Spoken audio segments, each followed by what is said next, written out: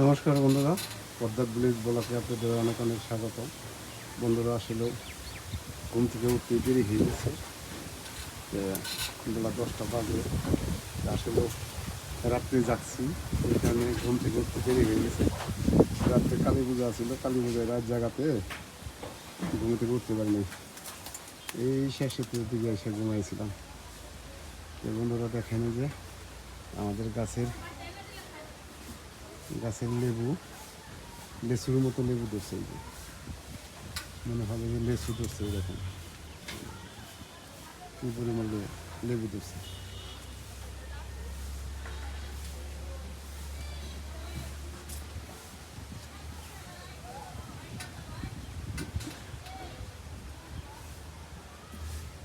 লেচু গাছে কম ধরে, কিন্তু আমার গাছে যেভাবে লেবু ধরছে, লেচুর থেকে বেশি, এরকম লেচুর মতোই।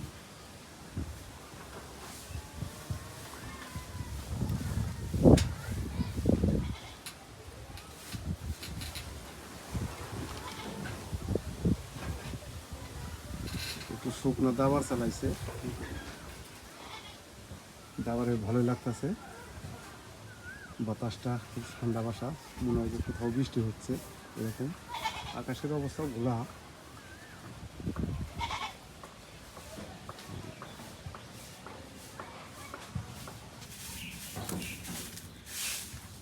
এই যে জায়গায় আপনারা তো দেখতে পাচ্ছেন, এই জায়গায় রান্না করার জন্য, বাইরে রান্না করার জন্য চুলা ছিল, সেই চুলাটা উঠিয়ে ফেলাইছি। এই সব কিছু ভেঙে ছেড়ে ফেলাইছি। এখানে একটা সুন্দর করে আপনার বৌদির জন্য একটা রান্নাঘর করে দেবো। এই ঘরটা ভেঙে ফেলাবো, এটা হাঁসের ঘর। এই জায়গায় একটা রান্নাঘর করা হবে।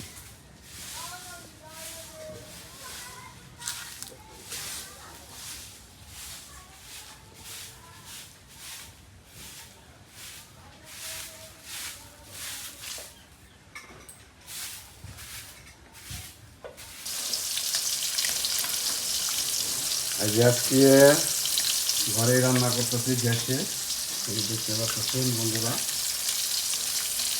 আজকে রান্না করবো হইলো বিগেট মাছ, তার সাথে আছে হইলো পাঠার মাংস।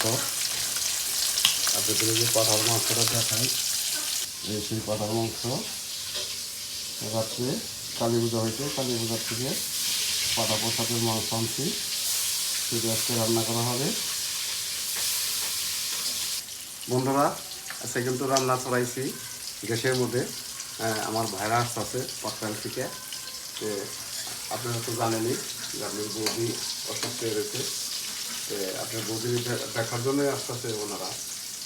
আমার ভাইরার ছেলের বউ সবাই আসতেছে, তাদের জন্য আমি রান্না বসিয়ে দিচ্ছি।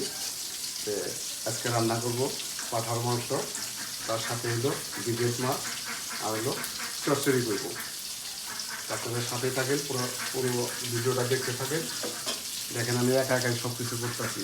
আর আজকে আমরা যদি চৈত্র মাস শেষের দিকে, আজকে আমরা মাছ খাবো, তারপরে তো মাছ খাইতে পারবো না, কেড়ে 5-7 দিন ঠাকুর চান করাবো। এই কারণে আর নিরামিষ খাইতে হবে। আজকে আমরা মাছ খাবো বন্ধুরা, অন্তত 7 দিন আমরা আমিষে যাব না, সব নিরামিষ পাকে থাকবো। আপনারা পুরো ভিডিওটা দেখতে থাকেন, সাথে থাকেন। এখন আমি সবজিটি কেটে নেব।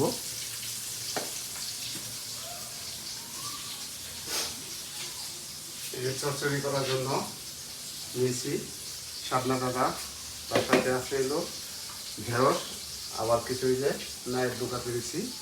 নায়ের ডোকা দিয়ে সুন্দর একটা চচ্চড়ি করবো।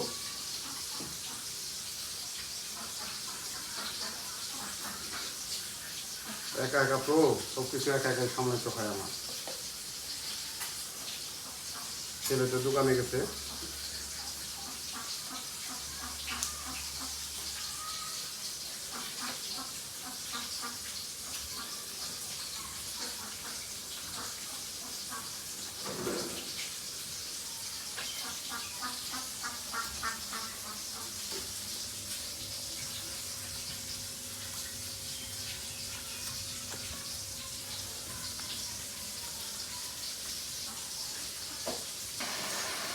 এদিকে আমি ডিমগুলো ভেজে নিলাম, এই ডিমগুলো দিয়ে পকোড়া করব। তার সাথে এই যে মাছের যে মশলাগুলো কষে নিচ্ছি, আপনার সাথে মেশা করেছে আর সে আমাদের হেল্প করতেছে। আমি সবজি কাটতেছি, এর মধ্যে আইসা করছে, এরা আলু কেটে দিচ্ছে। হ্যাঁ আর কই না, এই আপনার পদ্মা ব্লেজ ফুটে আইসা মানে ব্লেজ ব্লগে আইসা যে পরিমাণ আমরা এই মনে করেন যে ভালো স্বাদের রান্না খাবার খাই, এটা আমরা টাঙ্গাইল হোটেলেও পাই না, ঢাকা গেলেও পাই না, কলকাতা গেলেও পাই না।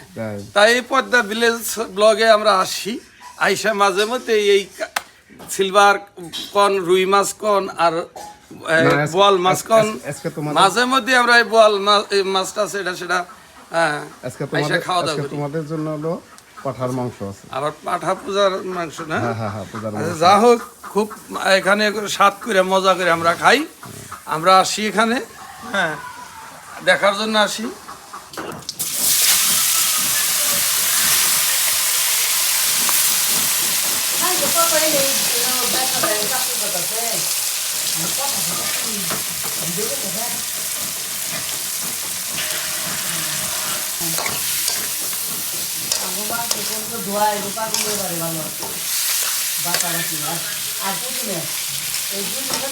আলু দিয়ে দিলাম,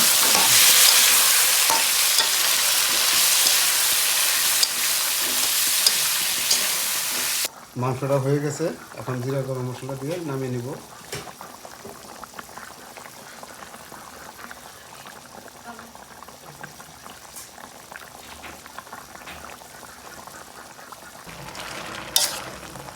চচ্চড়ি হয়ে গেছে, এখন নামিয়ে নেব চচ্চড়িটা।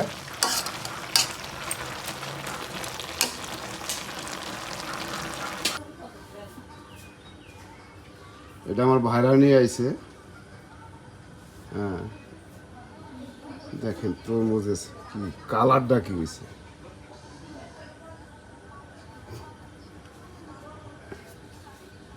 আমার রান্নাবাড়ি শেষ, এখন খাওয়া দাওয়ার পালা। খাওয়া দেয় স্টিরা সবাই বিদায় হয়ে যাবে। হ্যাঁ আমার কোন রান্না হয়ে গেছে। মমতা তুমি এসে যা উপকার করলো আমারে, সেই সেই উপকার করছো, হেল্প করছো অনেক।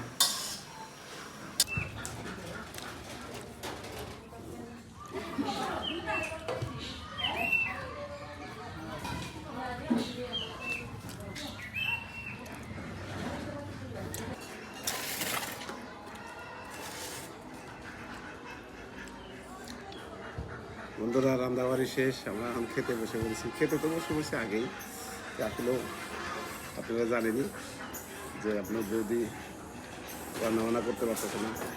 বৃষ্টিরাই এসে নকে বাসে রান্নাবান্না করলো আমার সাথে। এখানে যে খাই আমরা চলে যাব।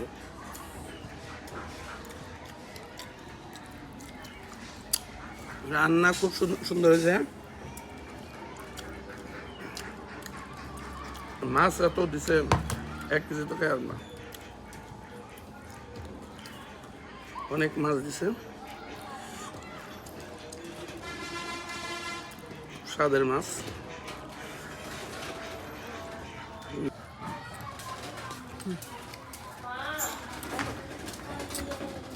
বন্ধুরা আজকে আমরা এসেছিলাম পদ্মা দিদির এই ব্লগে। এখানে এসে যে আপ্যায়ন, যে সুন্দর রান্না করেছে, সুন্দরভাবে আমরা খাওয়া দাওয়া করলাম। কিন্তু দিদির দেখার জন্য আসলাম, তার শরীর অসুস্থ, সে নিজে পারে না, কিন্তু দাদা এবং আরও দিদি যারা আসছে তারা আত্মীয়রা সবাই মিলে রান্না করে সুন্দর করে খাওয়া দাওয়ার একটা করা হয়েছে, তাই খেলাম। আপনারা আমার দিদিকে আশীর্বাদ করবেন যাতে তাড়াতাড়ি সেরে ওঠে, আবার নতুন করে সুন্দর করে আমাদের এইভাবে আনন্দ দিতে পারে। আজকের ব্লগটা আমরা বেশি দীর্ঘায়িত করবো না, আপনারা একটু ব্লগের দিকে খেয়াল রাখবেন। পদ্মা ভিলেজ ব্লগ, এখানে আপনারা সাবস্ক্রাইব করবেন, শেয়ার করবেন, এই আশা রাখি।